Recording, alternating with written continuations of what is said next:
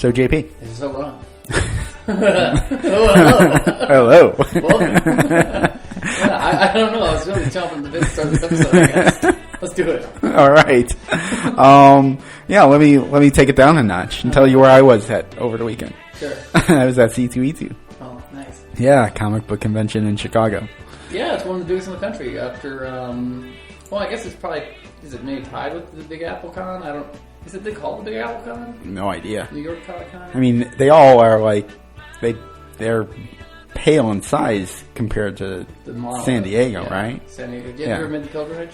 No, I have not. Nor have I. After being at C2E2 over the weekend, I don't think I'll ever go to San Diego. I kind of feel like if you're going to do San Diego, like, you kind of miss the time. Like, the time was to do it in the 70s and 80s, maybe even 90s. Kind of feel like that way for C2E2, and that's only been going on for a few years. Well, I feel like all these cons anymore are kind of a shelf life, I think I went to C2E2 the first year it came back. Because it used to be around long ago. Well, I don't know if it's called C2E2. I know that the people, I believe, I don't know, so don't quote me on this, folks. Yeah. But I believe the people who originally did the Chicago Comic Con, which I went to a lot as a child before Wizard bought it. Yes. I believe a few of those people are also the architects of C2E2. Oh, okay. I don't know if that's true. All right. Now that I think about it. It feels kind of like it. I feel like... It's got more of a comics focus. Or used to. Yeah. The first year I went, I was walking around on a Saturday. It was kind of empty. And the guy who created Strangers in Paradise... Terry Moore. Just sitting there, no lines, nobody coming up to him, just kind of sitting there. Kind of wish I just went up to him and said, "Hey, I like your work," but I didn't. I'm not that guy. I'm not the guy that kind of goes up to these creators. That was one of the cooler things. I tabled there a couple of years ago, and they did a really good job at putting newbie guys, people no one had heard of, right next to big names. Big names. So everyone got some good foot traffic. I was across the aisle from Bill Sienkiewicz. Wow. Of Daredevil and fame and a million other things. Wow. It was crazy. It was like, whoa. Yeah. Yeah, but like you said, it's so sprawling that most of those guys, you can just go, there's George Perez just hanging out. Yeah. But... That's the exciting stuff for comics. The exciting, The downside of going to a comic book convention for me... All the goddamn people. All the fans. It's a little much for me. It's not even the cosplayers. It's just, I don't know. Being around that many fandom dorks, me being one included. Yeah. I don't like being associated with any kind of group. Yeah. I mean, as we've said on the podcast, we're both kind of natural contrarians. Don't want to be pigeonholed. Yeah. I understand. Despite doing a Star Wars podcast, don't call us nerds. Right. But yeah, I think you hit on a good thing though when you said it's not about the cosplayers, because a lot of times I think they're an easy target. Yeah. For people when people are frustrated with fandom, to be it's all those cosplayers, right? Because they're there's a natural annoyance. Yeah. Maybe to some people. Yeah. But they really are pretty intrusive. Not they keep themselves. They're looking for attention. Right. Whatever. Yeah. So I guess you're right. I have no beef with cosplayers. Right. But there is, I guess this is part of a longer discussion this whole podcast is about fandom. Yeah. What's the right side of fandom to be on? Yeah. Is there a wrong way? No. Right. I don't know. I don't know where fandom is anymore in the world. Yeah, that's true, yeah. We talk about how we are a podcast where we talk about Star Wars and we don't hate about Star Wars. Yeah, that's changing, I understand. I don't even know who's hating on Star Wars at this point. Yeah, we're going to have to update our tagline. Yeah. Because it's, what is it hate or is it indifference? Indifference, right. Because at going to a comic book convention, I don't see a lot of hate for Star Wars, but I don't see a lot of hate for anything. But then I turn to the internet, and it's hate, negativity, filth, disgust. Yeah. trolls. Like, it's just like, is that real fandom, or is it? I almost like to believe that the internet is actually like, it's really just about 12 to 36 guys really just screaming their hearts out. I think I had its thought. I think the true test of where the hatred is for fandom, I think next year I'm going to go to C2E2 and do cosplay. Oh, okay. Right? Straight up, I'm going as Jar Jar Binks. Oh, that's a really good idea, Ron. Rather than Rage Against the Machine. Yeah. You're going to actually become part of it. That's right. And see as kind of a test. Right. See if I make it back or not. Well, yeah, if you want as Jar Jar, man, that's a good challenge. What could I go as? An Ewok. You never see cosplayers as Ewoks. That's true. Yeah. No, I think this is your challenge. Yeah, I'm out. Yeah, all right, folks. Well, that was a long way of saying that we are Delusions of Granular. That's right. We're a Star Wars podcast. We talk about Star Wars every week. We pick a topic and we talk about it. We go granular. And if you want to hear us go granular on, God, Ron, how many episodes have we got now? 40-something? This is, 40. I think this will be 43. Wow. 43. So, we missed the big 42 episode. Well, 42 is a big sci-fi number. Oh, yeah, that's right. Yeah, it's the answer to the big question. What is... I'm not even going to get the question right, but it's the answer to life. Is it the meaning of life? Or? Well, it's worded in a particular way. So much cred right now. Yeah, it's worded... Let's get to this title. It's Hitchhiker's Guide to the Galaxy. Yeah, there you go. 42. Well, if you want to hear us misquote other things, go back to our previous 42 episodes on delusionsofgranular.com. That's right. Or you can always find us on Facebook, facebook.com/SWDog. Or you can follow us on Twitter at SWDog77. And hey, why don't you give us a phone call at 651-337-9364. That number again, 651-33-SWDog.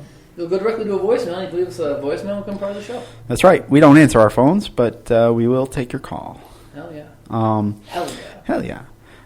We will always take your emails, and if we like it, we may read it on the air. So email us at swdog77@gmail.com. Mm-hmm. As always, if you like our show and want to stay up to date with it, you can always subscribe to us on iTunes or Stitcher. And if you're on iTunes, leave us a review. We greatly appreciate that. And as always, recommend us to your friends. If you know somebody who likes Star Wars, likes to listen to podcasts, point them in our direction. Yes. Much like the intrepid cosplayers at C2E2, we also are building a community here. That's right. We're trying to build a community, and we want you to be a part of it, and your friends. So even your cosplay friends. That's right. Especially yeah. There was a couple of new stormtroopers full cosplay at C2E2. Nice. They had the helmets with the voice modulator. Oh. So they actually sounded like stormtroopers. I got to hear one of them give directions to where the food court was. I'm like, that's awesome. That's fun. Yeah. Yeah, I like how people have been describing those helmets as like the Ray-Bans. Ray-Bans, yeah. They were. I don't know how they did it. Like, these were full on. Like, they seemed like perfect replicas of the movie costumes. There was a pretty good shot of them in the. I know, but that was like a week ago. Yeah, that's true. I mean, the helmets alone look pretty intricate. Those people are pretty serious for what they do. Huh? Yeah. So, do we have any upfront stuff we got to talk about, or should we just dive right in? I think we can dive right in. I think we've been talking about Star Wars in the last few episodes, as we want to do. We sometimes like to take a break from talking strictly about Star Wars and kind of expand our focus a little bit. Well, just as all things somehow connect back to Star Wars. Yes. There seems to be another gigantic, monolithic, I think I used that word earlier today. Sure. Entity in the universe currently. I have no idea what you're talking about. The MCU, Ron. the Marvel Comics universe, Marvel Cinematic Universe. Oh, that. Yes. Coincidentally, also owned by Mickey Mouse. That's right. Coincidentally, also purchased by Disney for $4 billion. God, it's crazy. It's crazy. Yeah. Yeah, we're going to talk about Marvel. We're going to take a break from talking about Star Wars this week and kind of talk about the Marvel movie model that's being created before our very eyes. Attempted to be recreated everywhere. Yeah, by every studio seems to be. Well, everyone wants their own Marvel. Yeah. And and don't tune out because there will be plenty of Star Wars. Yeah, I think that we'll definitely be able to tie it back to Star Wars. This is a model moving forward that a lot of people are trying to replicate, as well as Kathleen Kennedy and the folks over at Disney and Lucasfilm. So they're definitely keeping an eye on how this universe is playing out, and they like to call this a shared universe. Yeah. Right. Yeah. This is the one thing happens in one movie. It's not a sequel, but it carries over into another movie. I just picture these dark. We used to call them spinoffs, by the way. But I just picture these like horrible, soulless like corporate retreats that Disney has with like members of Marvel, members of Lucasfilm, where people give PowerPoints about how to best like generate revenue. Based on name recognition. Oh, absolutely. Yeah. How to properly handle fan service. Sure. I mean, this is like everything we talk about on the show. This is big business. This isn't just entertainment. This isn't just like, people wanting to get our beloved characters portrayed correctly for the fans. Yeah. Oh, no. It's about money. But now scaling it back, and this is also about money actually, but one thing I do appreciate about the entire shared universe phenomenon that's made the MCU such a, I think it's what you would, I don't know if you call it a revolution, but it's definitely taken the Hollywood by storm. Right? Yeah. Some people say it's destroying Hollywood. Yeah. Yes, very possibly. Yeah. What I do like about it is it shares a lineage with the publishing arm of Marvel. Like this is how Marvel got big. Sure. Outside of having fantastic guys like Jack Kirby, Wally Wood, etc. Yeah. The artists and creators. Steve Ditko, all these great creators. Yes. They had one guy at the center of it all, Stan Lee, as everyone knows. Yes. He's the old man that does cameos in all these movies. That's right. And he was the one that he was both writer and editor of all of these. And he was the one who had the idea that if something happens in Fantastic Four, it should be reflected in Hulk. In the books, in the actual comic books in the 60s. Yeah. Having the conceit that it's not just several independent stories, it's all taking place in one universe, it's one giant tapestry. Sure. And that really was not done previously. I mean, it would be in families of books, but never even though Batman and Superman would get together, it wasn't expected that something that happened in Batman would be reflected in Superman. Sure. That was really something that DC added pretty late in the game. Yeah. Some say in response to Marvel? Yes, that's right, Ron. So you're getting a strange history repeating itself. Yeah. So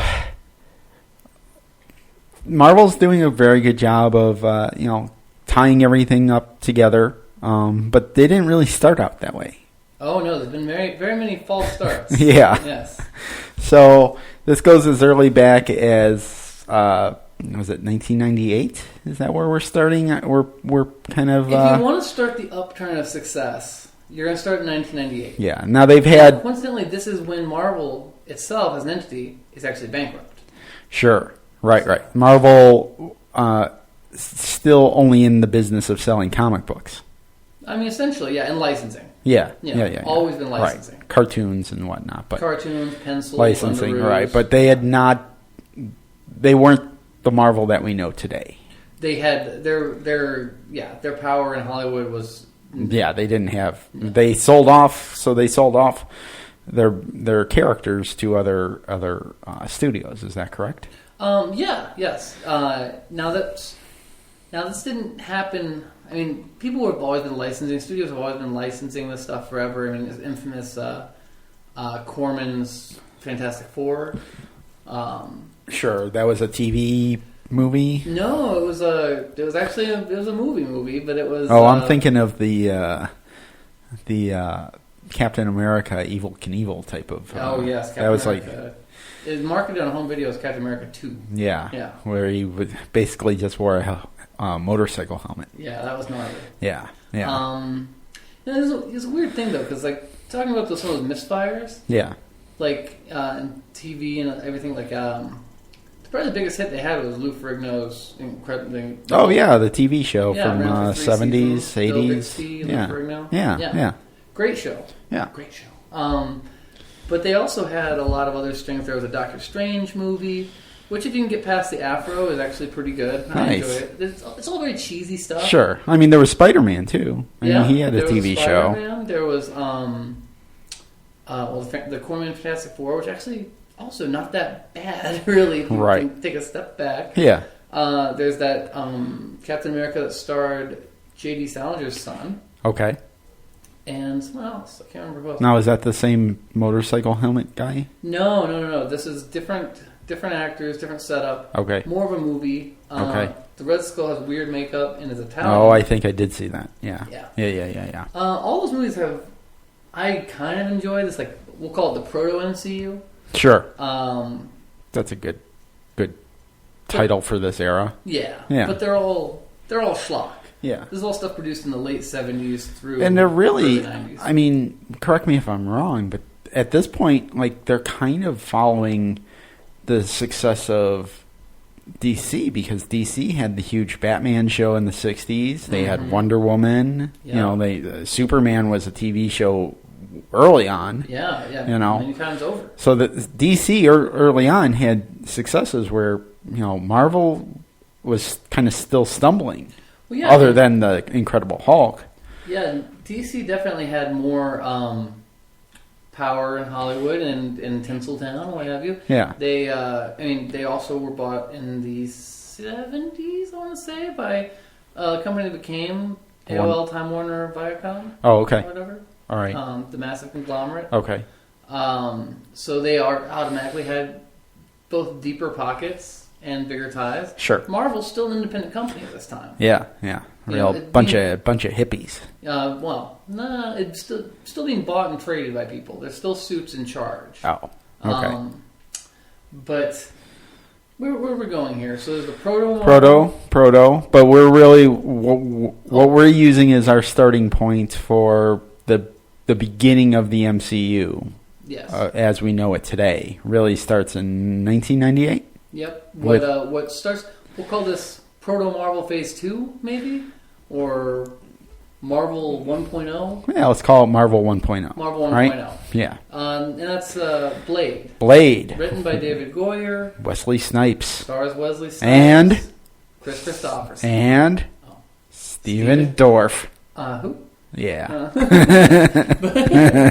Now, Blade is Blade's a pretty good success. Yeah. Now, one of the interesting things you're going to see here is, and I don't think this is revolutionary, but the upswing of Marvel coincides with the upswing of CGI technology. Sure. Like, there's a good reason that a lot of the fantastic, like, superheroes they had, they're not like Batman and Superman, despite all his powers, they're guys in suits. Yeah. They're not gigantic green monsters like the Hulk. Sure. They don't require you to show stretching. Right. Or, they're just a little easier to show. Like, even Spider-Man. Sure. It's easier to show a man flying than it is this, like, agile swinging. Yeah. Walking up walls, skyscrapers and whatnot. And again, correct me if I'm wrong. My knowledge of Marvel history is limited. I tried to read that novel came out, The Secret History of Marvel or whatever, and I couldn't get through it. There was too many creators in that book that I just didn't know who they were. Yeah, the Untold Tale of Marvel. Yeah. But I believe what I remember reading was that Stan Lee, like, he wanted to go to Hollywood, like, take all his characters to Hollywood, like, early on. Oh, he did. I mean, that's what he did. Like, he moved in the 70s. Yeah. He just left New York and moved to California, and he became the guy out there pitching and working shows. Yeah, yeah. And it's funny because it's really not till like 1998 and the birth of or the dawn of CGI that his characters finally get told properly or by that point, on film. By that point, he's long been out of the publishing arm of the company. But yeah, so Blade has basically the way it breaks down, very super simplifying it. Mm-hmm. Blade's a pretty big success for the investment you put in. Yeah. And it garners enough success that they are able to make X-Men. X-Men. They make that with Fox. Yeah. And everyone was sold on Wolverine. Hugh Jackman, Wolverine. Going back, that's a stranger movie now. Oh, sure. It's bridging that gap. We're not yet to... I remember when I first saw X-Men, I was like, this is the most amazing superhero movie I've ever seen. Oh, yeah. You forget, though, that third act, it really does just kind of... like, yeah.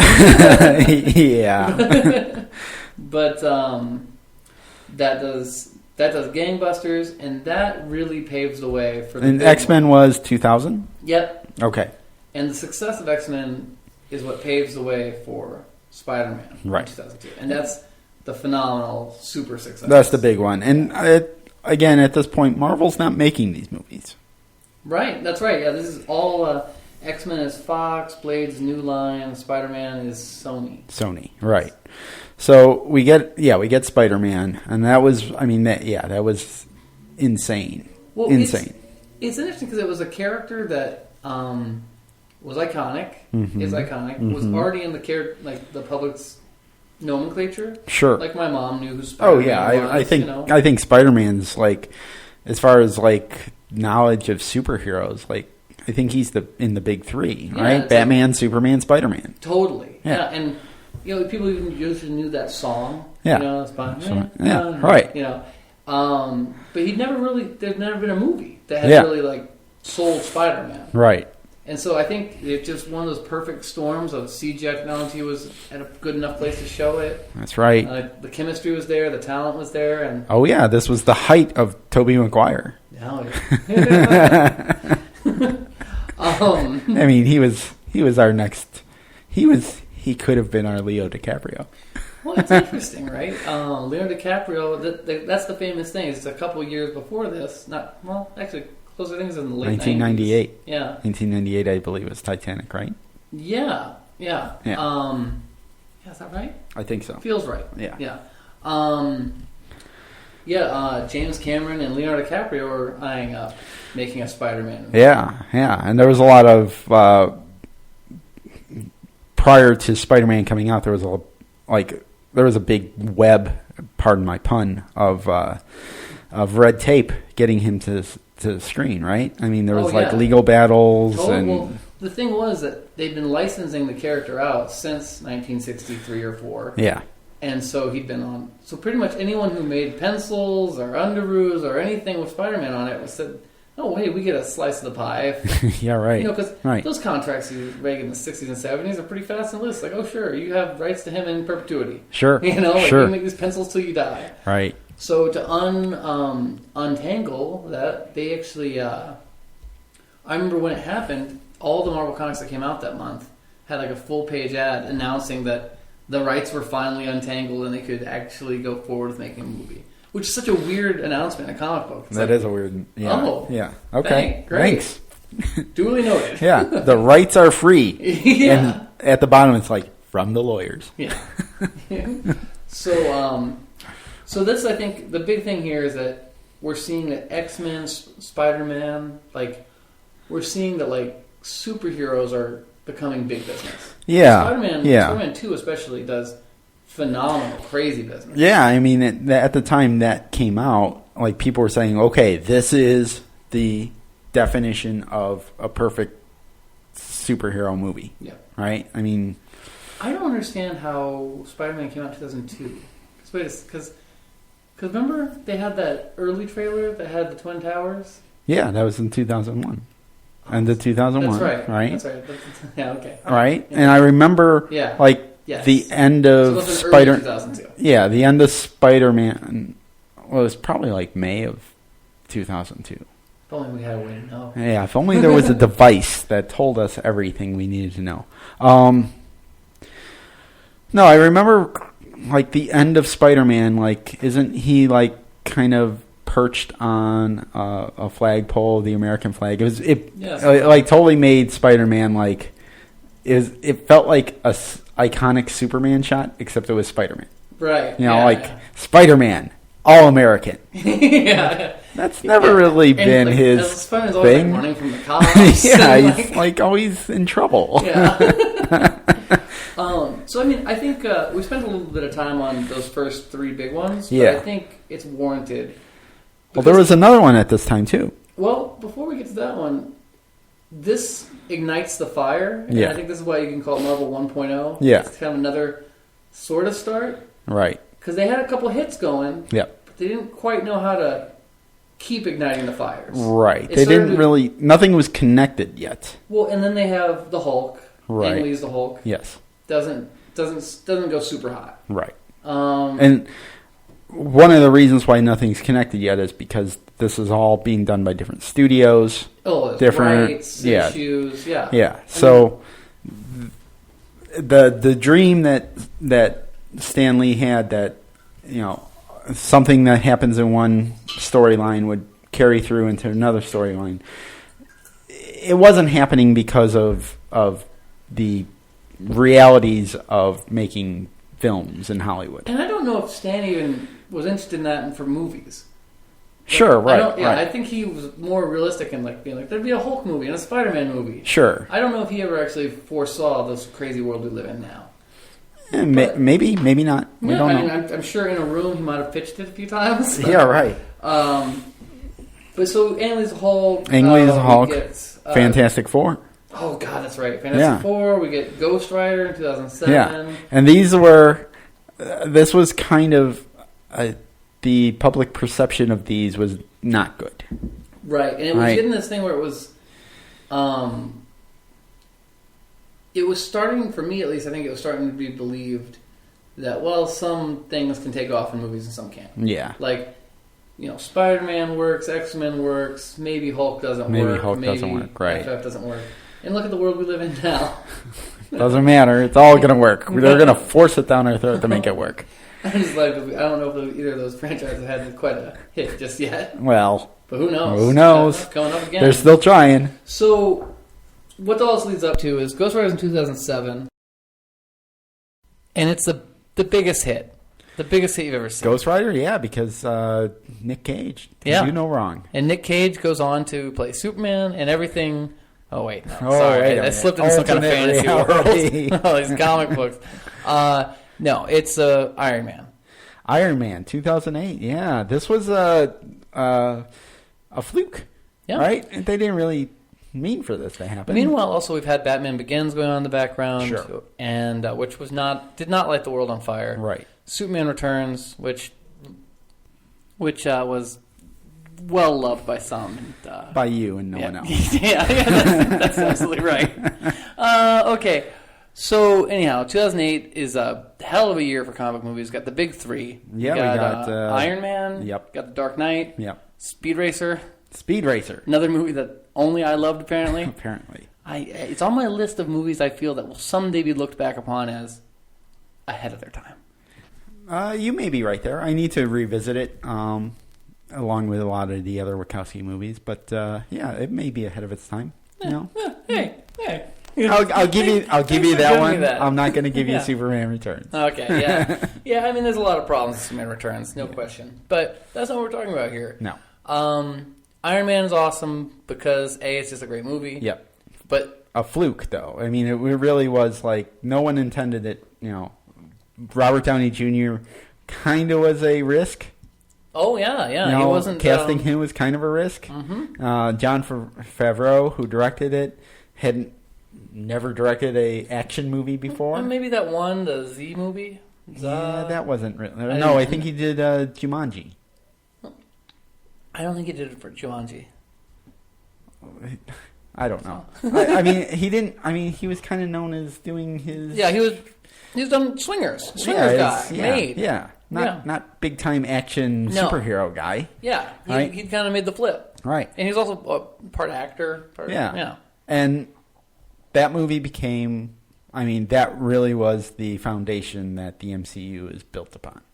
Well, it's the MCU is built upon the post-credit sequence, which now doesn't even seem to be that big of a deal. That's true, right? Like we've all kind of, I think, culturally kind of moved past the MCU post-credit sequence, but this was also in an era of Lost. I feel like it's all tied together: Easter eggs and Lost, and Marvel, like.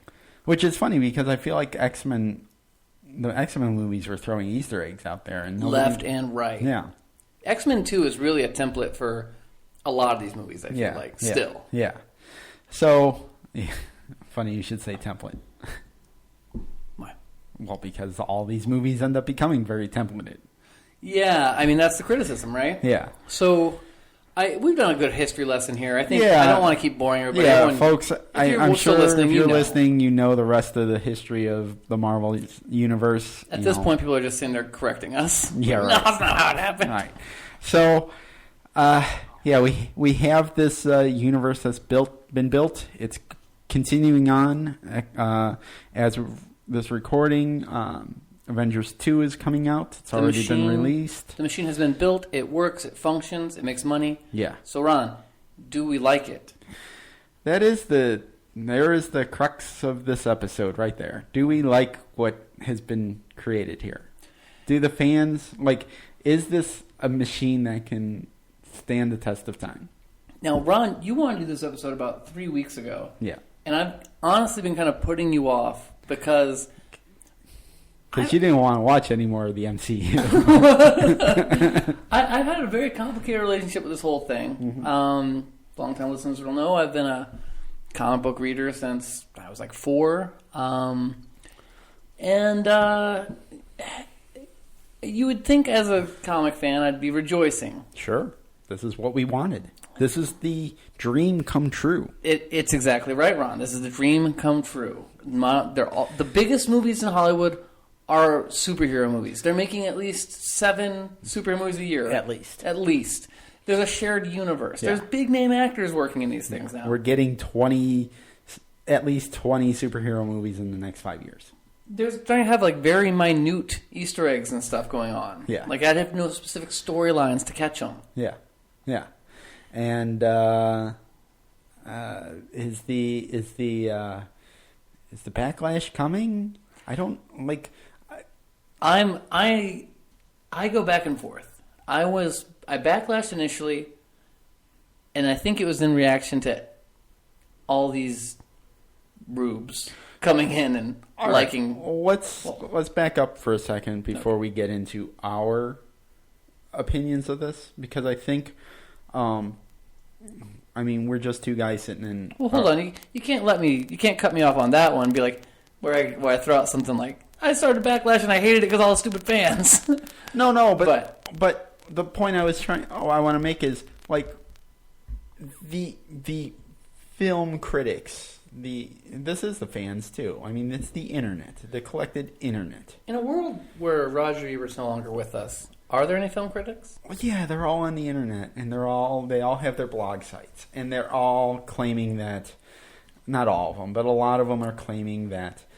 Superhero movies, shared universes, everything that Marvel's created, everything that, all these other studios want to emulate is destroying movies. Okay. Right?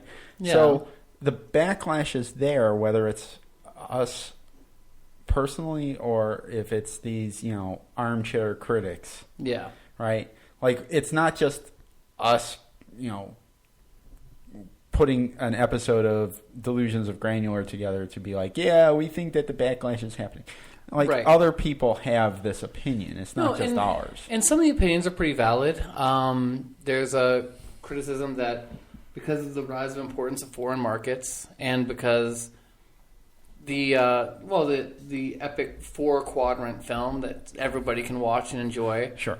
Now Disney's been proving that you can have big successful films that are PG. Yeah. You know, that cinema is kind of becoming both culturally, what would you say, kind of culturally homogenized?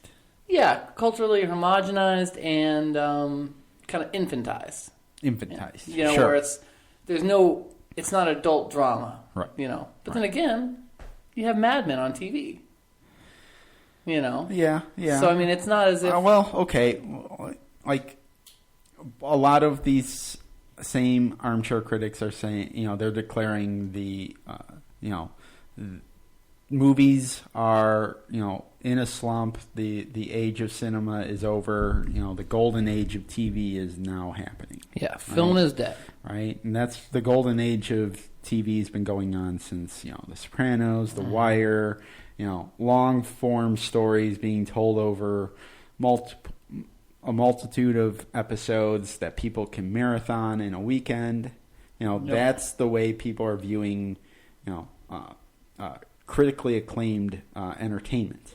I much prefer the term marathoning to binging. I gotta say. Yeah. So, I guess, you know, like, I think a lot of people are just like, okay, well, superheroes can have movies. Yeah. Like, I'm getting my quality entertainment from TV. Yeah. Right? Yeah. I'm watching HBO and AMC and Netflix. Yeah, and I mean, it's hard, too, for me to tell, because sometimes I also just wonder, Ron, if I'm just in a different place in my life now, too. Sure. Because I don't go to the theater like I used to. Right. Like, I didn't used to miss anything. Right. But now it's like... All right, I did cut you off, and I'm sorry about that, but let's talk about the fans. Yeah. You know, you were talking about... Well, I just didn't want the listeners to be like, oh, well, this guy's an asshole. But I don't think they think that of you. Yes. Yes. Us collectively, sure, maybe, but not just you. Well, it's just this... Okay, so the bandwagoning thing was a bit of... I think I might have had a reaction to that. Yeah. You know, it's like, you're not a real fan. And then I got past that. I worked past it. Sure. So I was like, oh, it's petty. Sure. Of course, I want everyone to enjoy the Avengers. Say. Yeah, right. But then it started to become a thing where I would go see these movies, and they would fulfill me on the level of like a checklist, where it's like, that looks right, that looks good, they did that, you know. Sure. And then eventually they started stressing me out. Like, I'm watching it, and I'm just like, yeah, these aren't really costumes. This is just kind of paintball gear done up. Sure. Sure. You know, and then, because it got to be one of these things where the Marvel Universe in particular got so many things right. Yeah. Like, dead on. Yeah. That, like, it was kind of like when you put two fonts next to each other that are very similar looking. Yeah. But they're not exactly. They somehow look worse than putting one that's totally different. Sure. You know what I mean? Sure. Where it was like, I'm noticing these like minute differences, and I'm just like, ah. And it was, they just started becoming really unrewarding and stressful for me for a while. Here's the stress that I had with it. Yeah. Like, I am not as big of a comic book reader as you are. Yeah. Right. So, but I'll go see these movies. I know the characters, and you know, like I'll go see Iron Man and be like, oh, you know what? As soon as I get out of seeing Iron Man, I'm gonna run to the comic book store and pick up some Iron Man books. Mm-hmm. Right. And then I read. You know, I pick up some Iron Man books or whatever. Guardians of the Galaxy after seeing the movie, Spider-Man, whatever. Right. And I read the books. I'm like, oh, these are really good. These are kind of better than the movie. You know, like these are telling, you know, more intricate stories and more complex plots and story arcs and that. And I'm like, oh, this is cool. But reading's hard, and I just want to watch a movie. Sure. You know, like, so for a certain point of time, I kind of wrote off the Marvel movies as well as being like, well, they're not really the source for the comic book stories. Sure. You know, go to the comic books. Yeah. Right? But then they keep making more and more movies. Right. That are trying to retell in some way, retell the stories that have been told in the comics. for better or for worse. And the thing is, like, what I think when it works best for me is when they do take just kind of a bare bones of it and then kind of recreate it. Yeah. Like, Robert Downey Jr.'s Tony Stark is nothing like Tony Stark, really. Right. You know, it's a character he's created. Yes. Since then, they've kind of rewritten the character to be more like him. But, sure. But, like, that works well for me. But things like, sorry if anybody's, this is we're all going to have to agree to disagree on things. Yeah. The guy who plays Captain America, Chris Evans, for me is like not a warm, which is weird because he was as Human Torch back in Marvel 1.0. Yeah. He was a very likable, free character. Sure. But as Captain America, he feels very cold to me. Yeah, but see where I jumped on to Captain America, that in the books, like that's what my Captain America was kind of cold and distant. You know. Yeah, because you're reading those Ed Brubaker books. Yeah. You know, but let's get back to this whole idea of, you know, is this ruining cinema? And I'm glad you're moving us back there because this is why I was worried about doing this episode. Yeah, it's because I can so easily just spin out into some kind of. Well, I wanted to bring up something that I can actually accredit to our friend Mike Climo, who's the author of The Ring Theory. Mm-hmm. He tweeted something out a couple weeks ago. He is still the defender of the prequels, and he said, he tweeted out that in 1999, the year that Phantom Menace came out, it turned everybody into film critics without anybody really, it turned a lot of people into film critics without a lot of people having any knowledge of film. Sure. Right?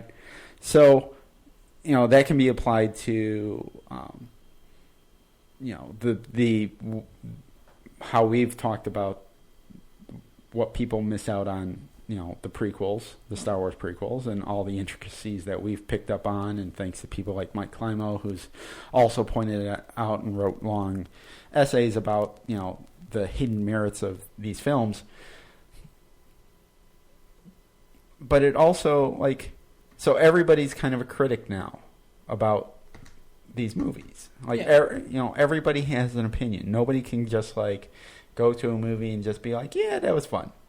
They have to kind of, they go on the internet and they have to kind of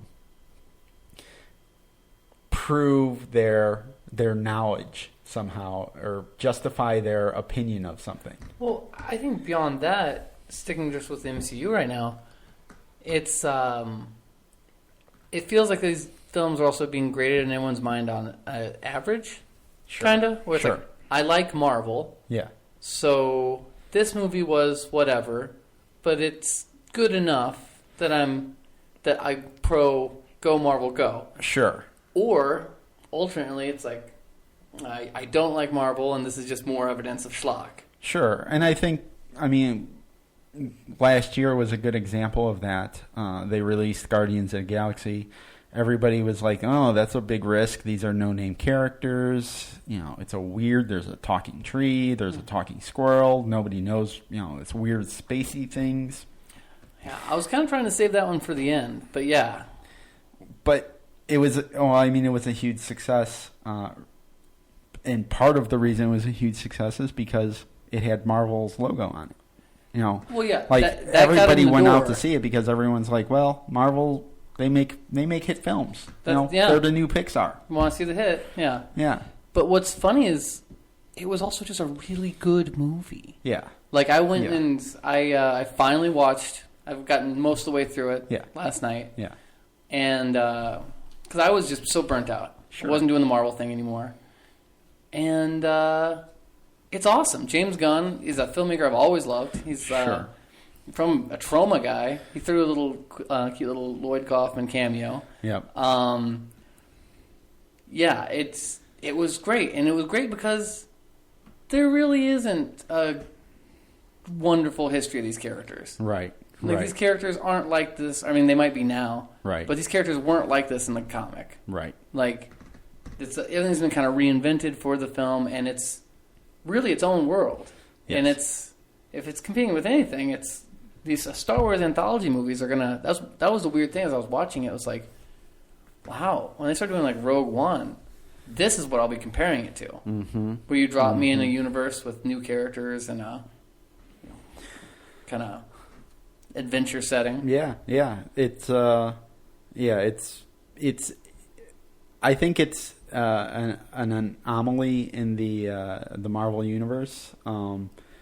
It does kind of stand out amongst the rest that are, I think becoming more and more of the same story told over and over again. Mm-hmm.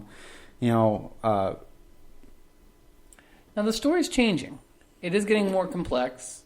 Like if you compare Captain America to Captain America Winter Soldier. Yeah. Winter Soldier is definitely more complex, but I remember on the lead up to that movie, people were talking about it as like, this is like the Manchurian Candidate of superhero films. Right. I was like, okay. So I went into it like braced. Yeah.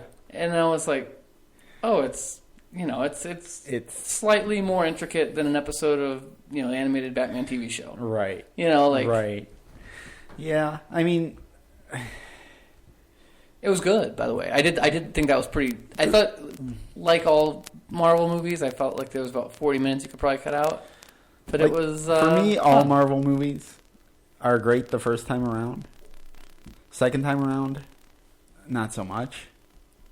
Like I can't. I don't. There's very few Marvel movies I can watch like in their entirety a full second time. Yeah.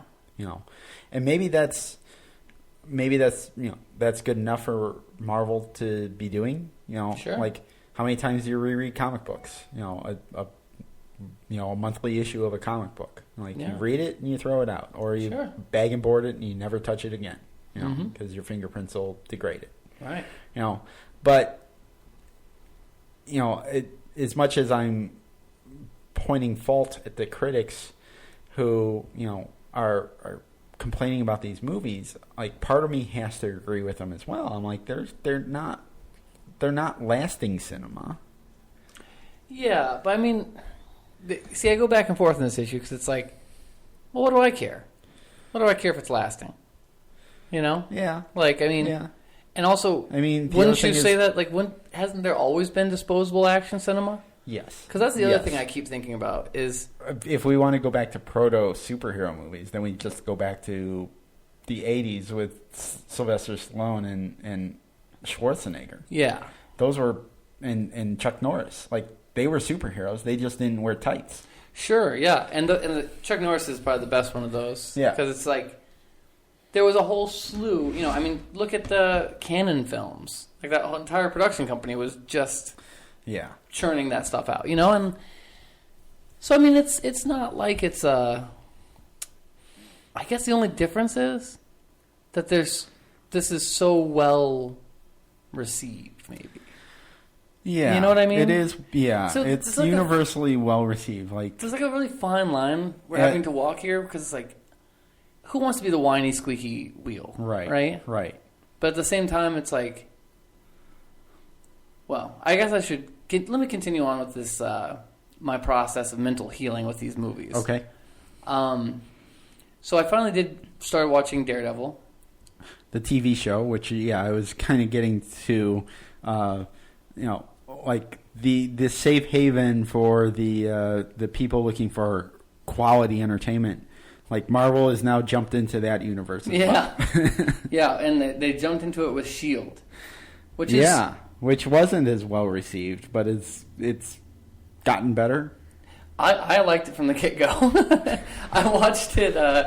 It was the only Marvel thing I liked for a long time. I watched it first half of the season in an airport in Istanbul when we were starting this podcast. No, okay. Yeah, wow. And it goes that far. And it's just, for me, when I was watching it, I was like, this is the appropriate level of like how serious we should be taking this. Sure. Like, it was just a fun, stupid, fun show. Right. Second season's better. Okay. Like, but still has a fun tone to it. Right. Then there was Agent Carter. I haven't caught up with that one yet. Neither have I. I will. Yeah. But Daredevil. So Daredevil's a different tone. Yeah, Daredevil's a different animal altogether. Now I went into Daredevil though with this in mind.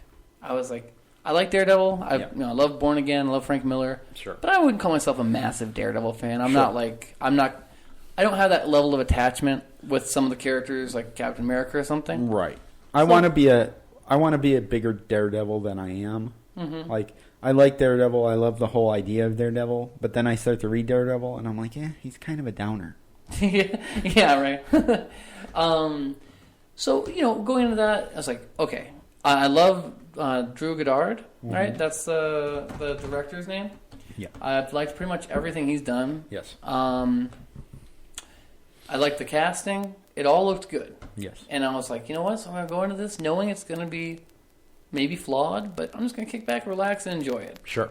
I made it about 7 episodes before I gave up just because, it's always going to be there. I can always go back to it. It's on Netflix. Right. But my insight was maybe this one isn't for me. Interesting. But you can just choose, Ron. We don't have to, we talked about this a little bit last episode. Yeah. That it starts to become this mentality of all or nothing, black or white, Yeah, right. Amongst right. fandom. Yeah. And yeah. And if franchises, the things that we love, are becoming the sports teams for nerds. Sure. Right? Yeah. I'm a Star Wars fan. I want Star Wars to win over everything else. To win. Yeah. Right? Yeah. And, And by win, I mean make people who aren't me a lot of money.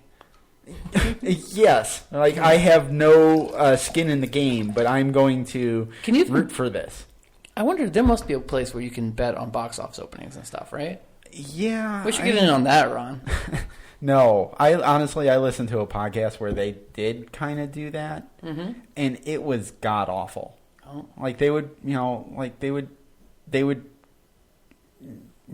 gamble on things, and I'm just like, no, this is bad. What happened? Did someone die? No, it was just not entertainment. My thumbs. It was just not. They took my thumbs. Thumbs, Paulie. They took my thumbs.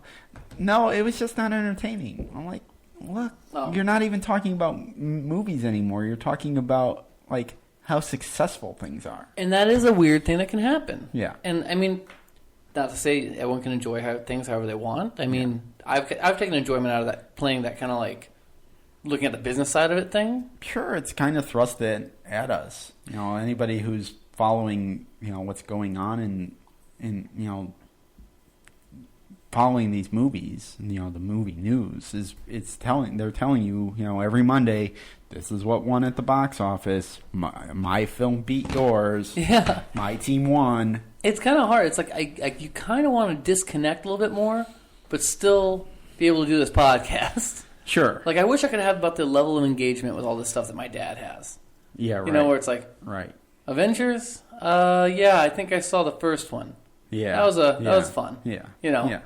Well, we were talking about this, we live in the age of, where the nerds have won. Yep. Right? And we were talking about, back when we were growing up, in high school, the jocks had won. Right? The jocks were, they ruled the school, the sports teams, the football star, they were untouchable, right? They became the sports fans, right? And, they root for their team, and and this is the history of people rooting for sports, is in a way, it's a longer history than people rooting for, the Avengers to win at the box office. Sure. Right?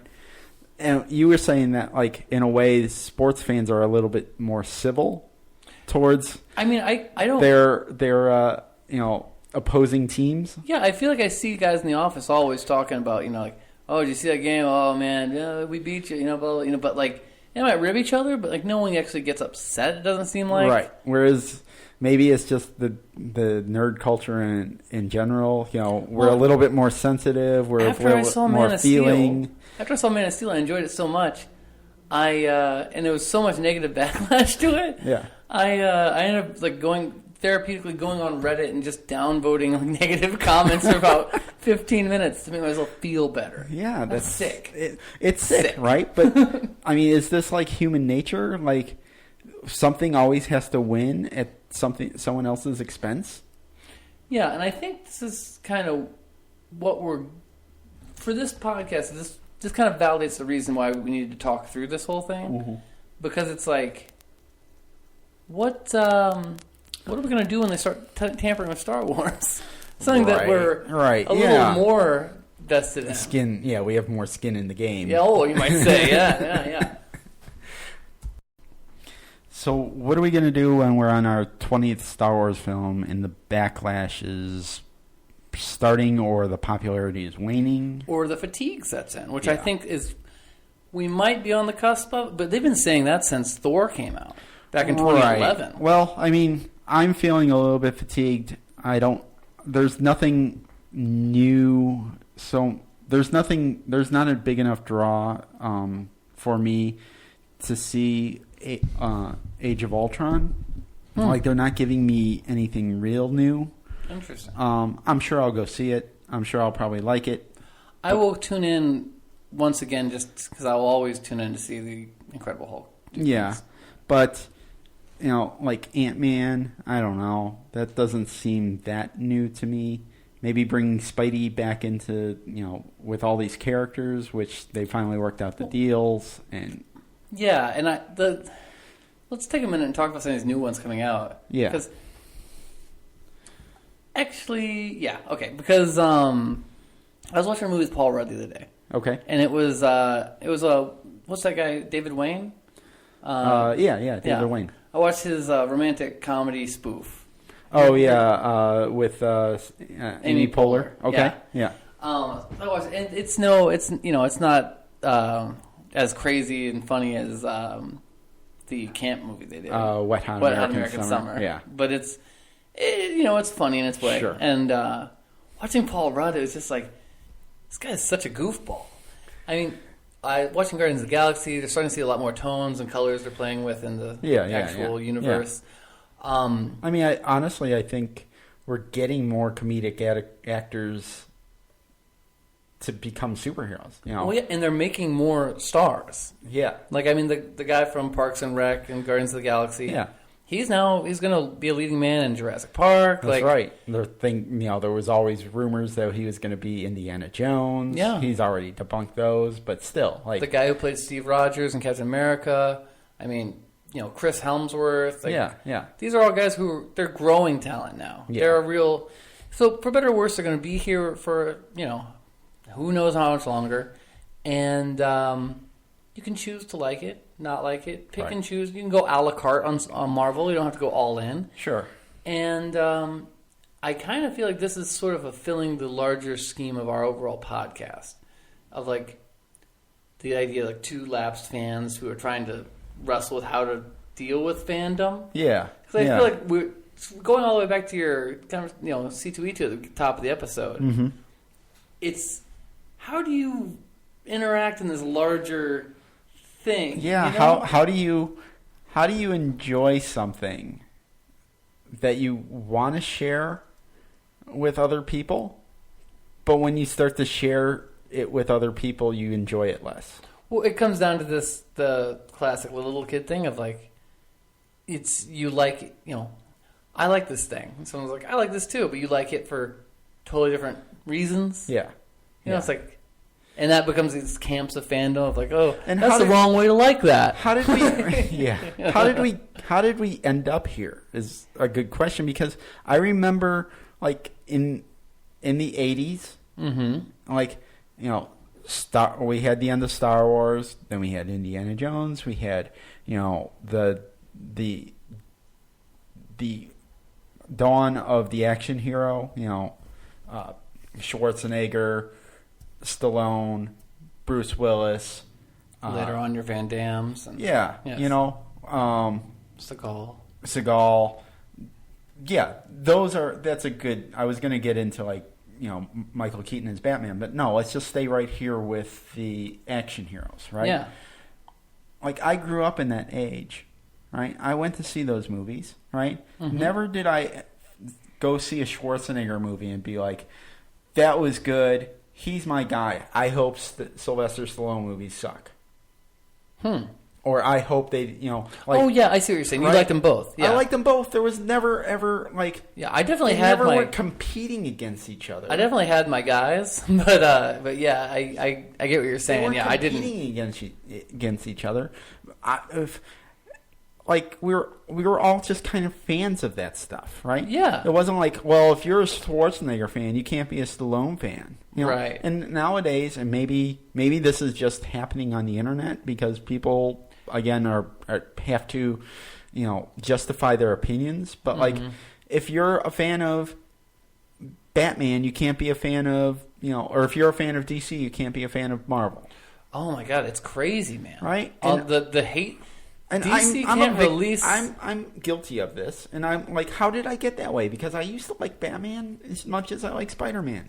Yeah, and it's a weird thing. Like DC can't release anything right now without just internet just screaming about it. Yeah, I remember my buddy over the weekend texted me this whole thing about Jared Leto, like basically just making fun of the whole Jared Leto photo. Oh yeah, Joker. The photo, right? And I was like, yeah, I don't know. I think he looks fine. Yeah, he looks fine. It's whatever, right? And I was like, I just don't get why everyone's freaking out so much. I'm just glad that they had the balls to do another Joker. Right. Like, what do we want to do? Enshrine Heath Ledger's portrayal forever? Yeah. These characters are flexible. They have to be shown different ways. Yeah. And I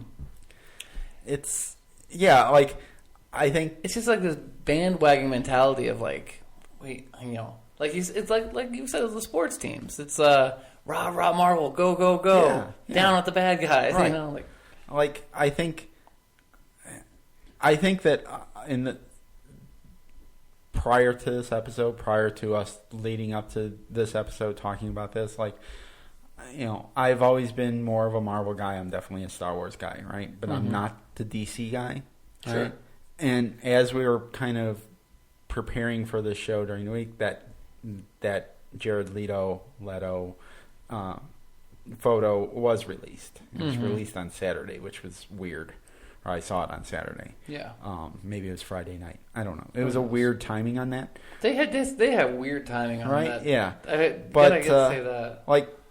Part of me was like, well, this is, it's DC. I don't care about this.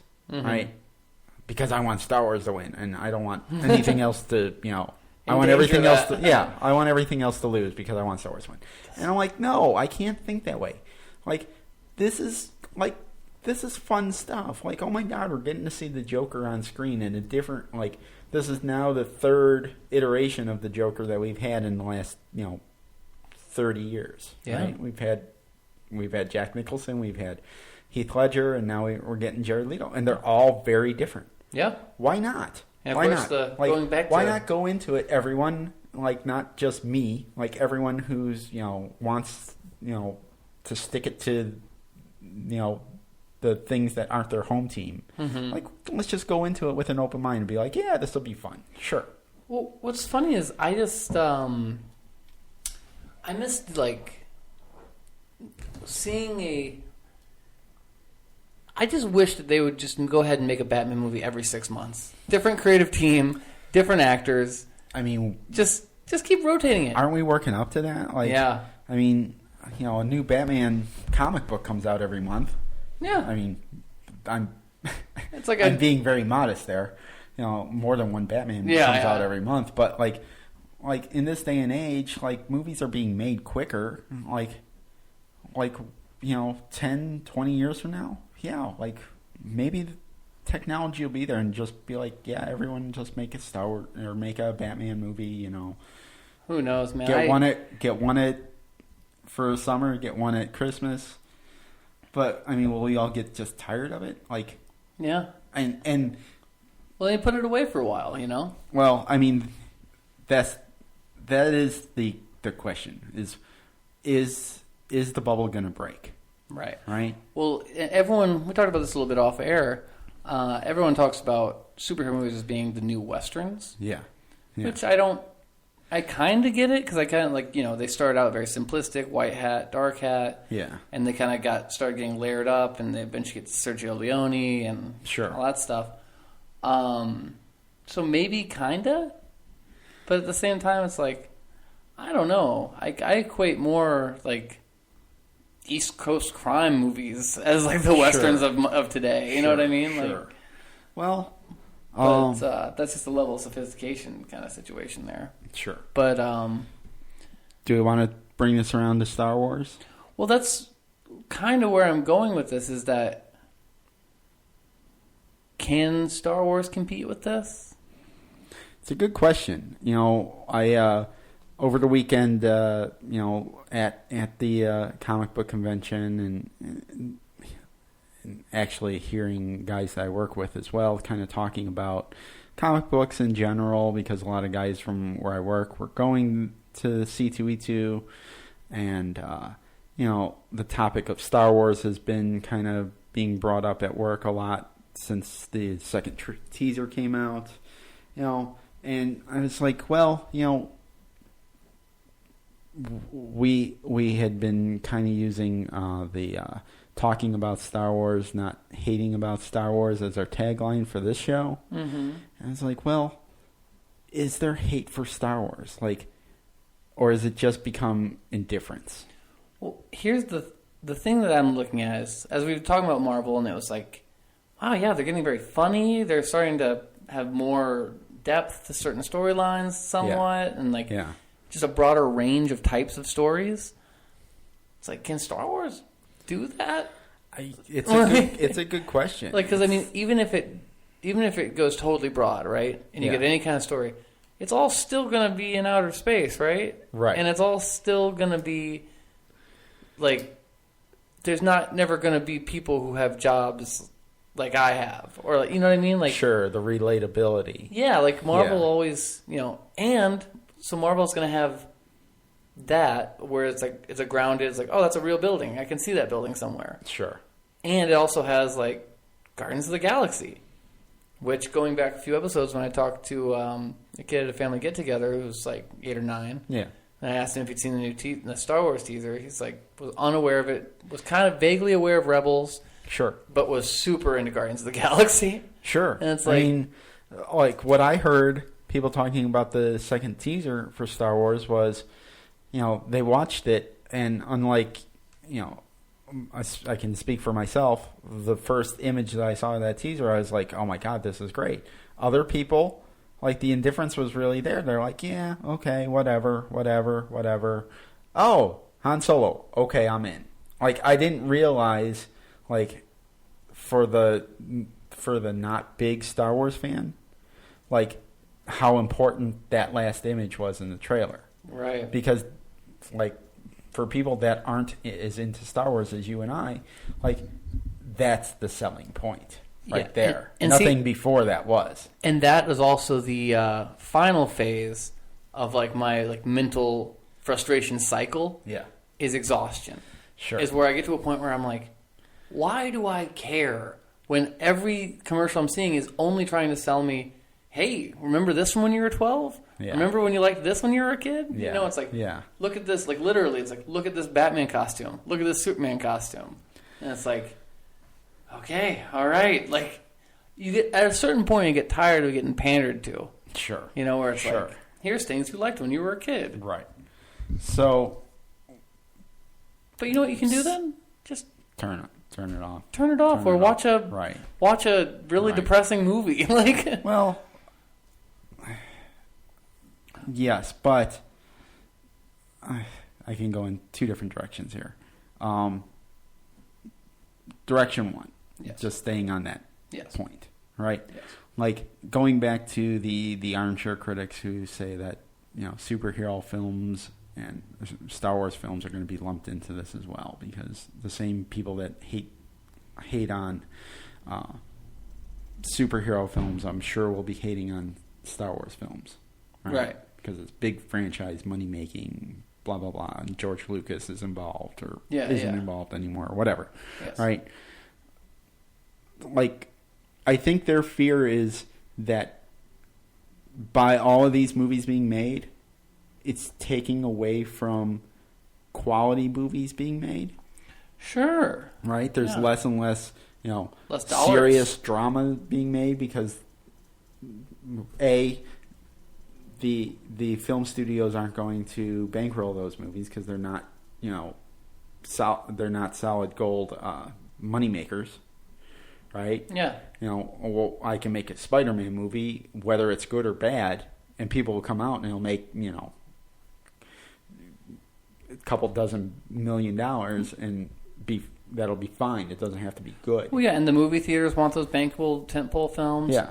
And foreign markets also. Yes. It's like I can't necessarily follow something that's so dependent on language and like social, sociality of like the certain culture, as opposed to watching Transformers or Spider-Man, where it's like, well, we can all enjoy watching this. Yeah.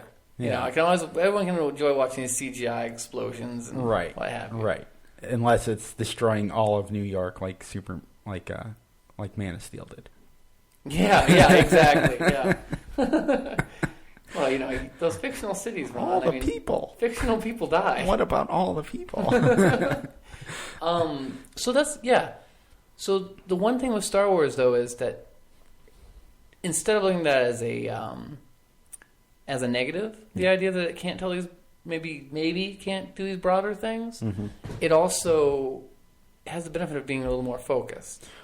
It has the benefit of having a stronger identity on some level. So I read an article today on the internet, so it had to be true. Oh yeah. And it was quoting some things that Kathy Kennedy said. Okay, and I found this interesting. Again, I don't know if the source was true or not, but it had quotes from her. Okay, and she said that she hates Marvel and she hates Star Wars. No, she said that she was having a real hard time approving the go-ahead to do Rogue One. Okay. Okay, and the reason was because she did not want Star Wars to become the juggernaut. Again, no pun intended. Yeah. That is the Marvel Universe. Okay? She didn't want, She didn't want it to become this kind of larger homogenized thing. It's right. Kinda, She wants... And this is, again... She wants to keep the magic. I hope that this is actually her quote saying this and not just some fanboy, writing fiction on the internet. But she said that, she wants to keep Star Wars special. Yeah. Right? And I think, the fact that if she did say this and if it is true, that's wonderful. B, the fact that these anthology movies that, they're proposing to do for Star Wars aren't following one timeline, but they're going, well, I guess they're following one timeline, but they're picking and choosing different points on the timeline to tell. So they're not telling one cohesive story. That's what the episodic movies are, right? Yeah. And who knows how long those are going to go on for. We are only promised, up till episode 10, correct? I think so. 7, 8, 9. Yeah, only up to 9, right? Other than that, we're being told that there's going to be these anthologies stories that can tell different stories away from the episodic stories. From the Skywalkers. They could be going on at the same time. Apparently, this whole Battle of Jakku, which is going to be told in Battlefront, the video game, happens at the same time as the Battle of Endor. Oh, interesting. Okay. Who knew? So, none of us knew until, Yeah.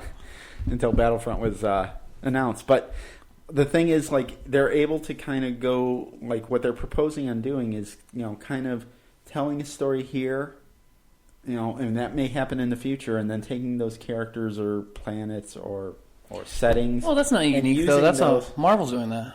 But they're using, because Marvel has that whole TV show that takes place in the 50s.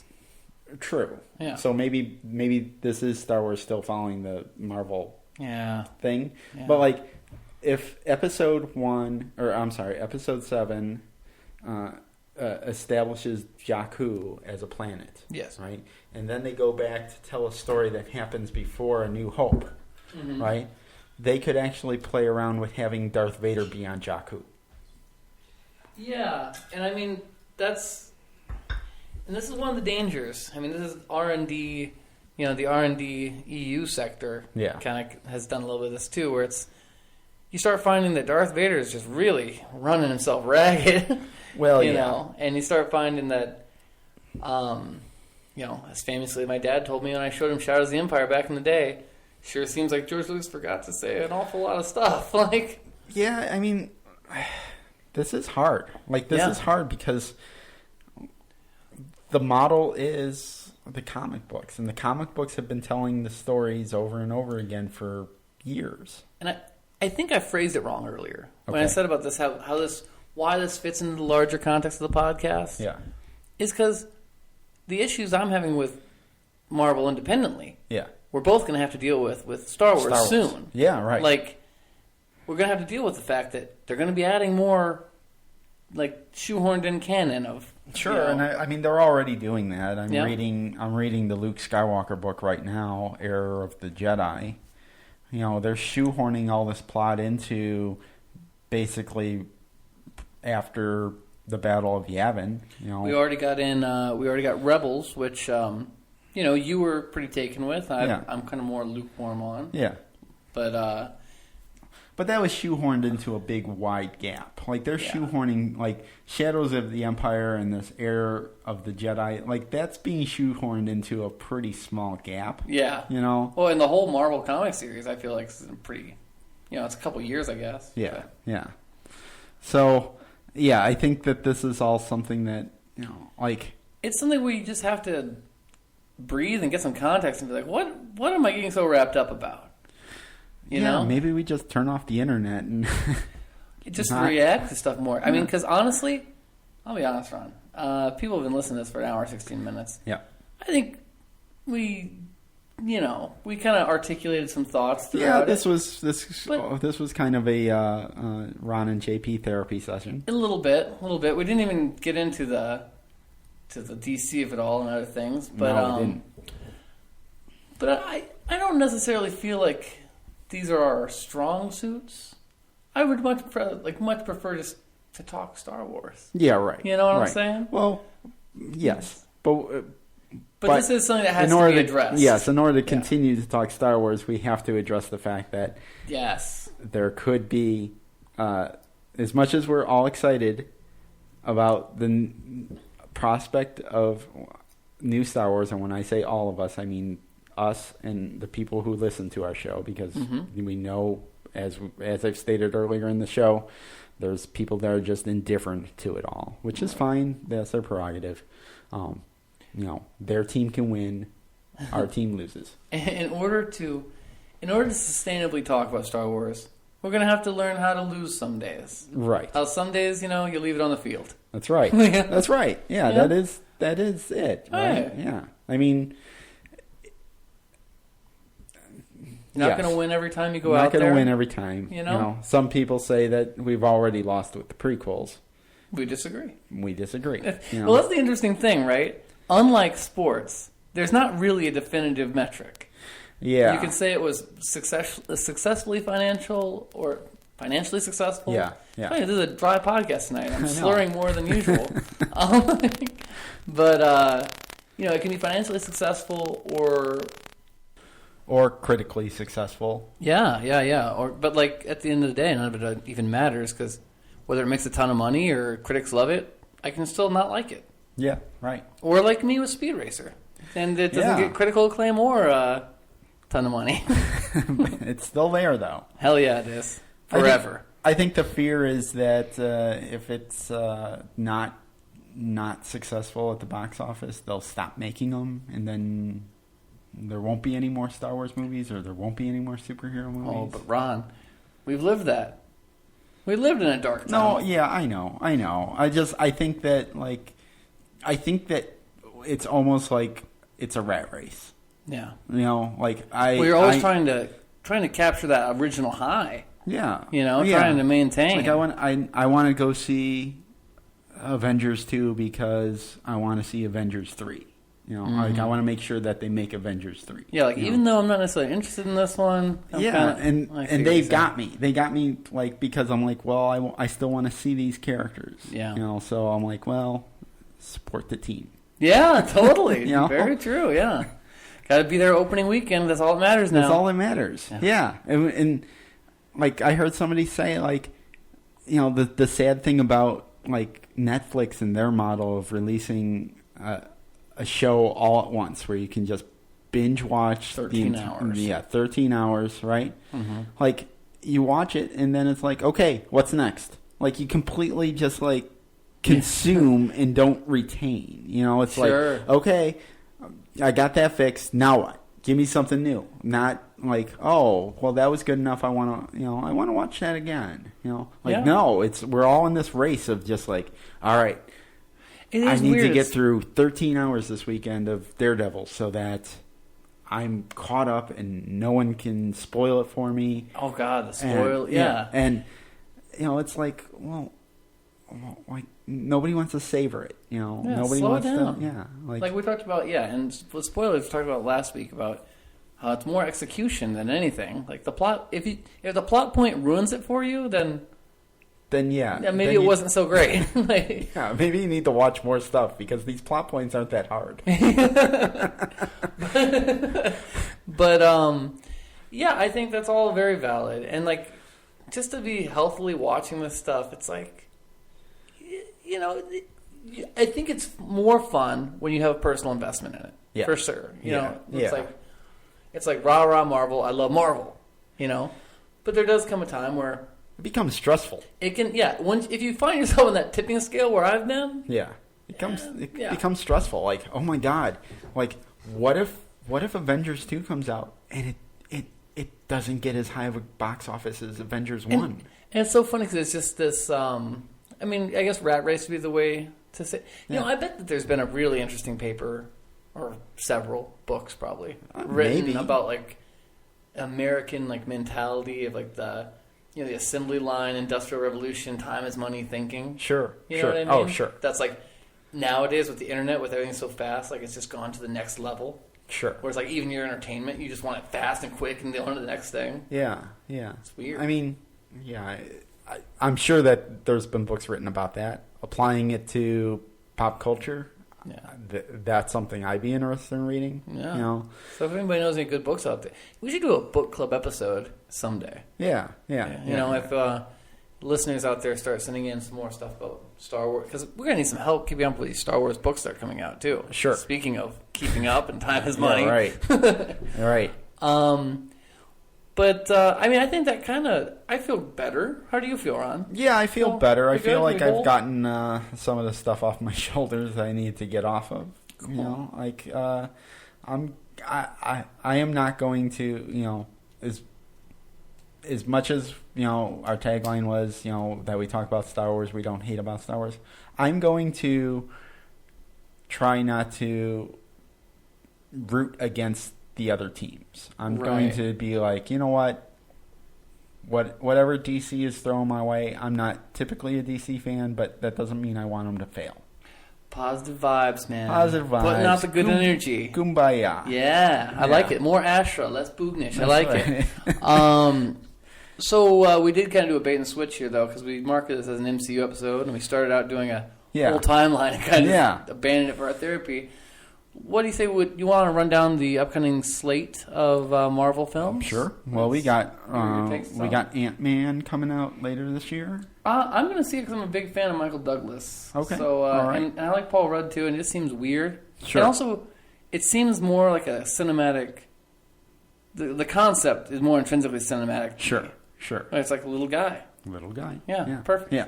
He could be the next Iron Man. Who knows? Yeah, it looks like fun. Looks very offbeat. Ryan Reynolds is filming Deadpool right now. Not MCU, but the Dark Horse alternate MCU of Fox, which owns X-Men, Fantastic Four.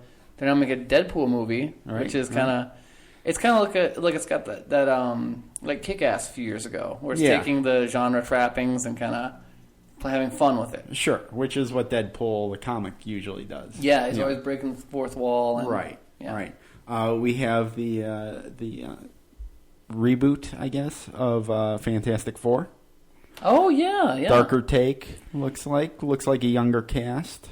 Yeah. Miles Teller, I'm a big fan of. I like the Jordan guy too, Michael B. Jordan. Oh yeah. Yeah, he's in a show my wife watched. He was in The Wire. He was in The Wire. Yeah, he was in The Wire. Must have been young. Mm-hmm. He was. I don't remember him in The Wire at all. He was in Friday Night Lights.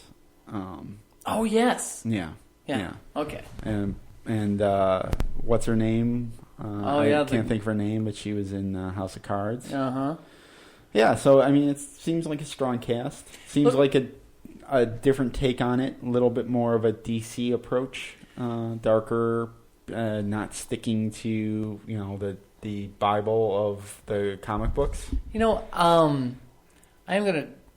Okay, I'm trying to get us out of this episode, but you brought up Fantastic Four, and I'm actually in the middle of rereading, or actually reading for the first time, the entire run of Stan Lee and Jack Kirby's 102-issue run on Fantastic Four. Okay. Which really kicks off the Marvel Age. Sure. Like, that's the first one. That's what it's all built on. Sure.